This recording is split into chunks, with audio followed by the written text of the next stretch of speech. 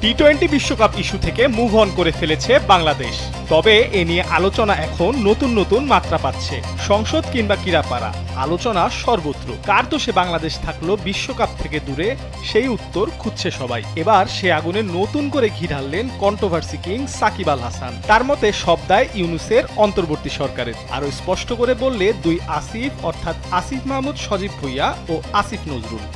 বুধবার ভারতের মুম্বাইয়ে ইউ টি-20 বেলজিয়াম কাপ টুর্নামেন্টের জার্সি উন্মোচন অনুষ্ঠানে বাংলাদেশের বিশ্বকাপ খেলা না নিয়ে সাকিব বলেন, আমি মনে করি এটা বাংলাদেশের ক্রিকেটের অনেক বড় ক্ষতি। বড় সুযোগ হাতছাড়া হয়েছে।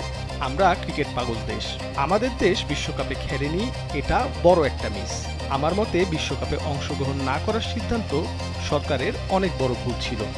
যদিও এ সময় মুস্তাফিজকে কলকাতার দল থেকে বাদ দেওয়ার বিষয়ে কিছুই বলেননি সাকিব।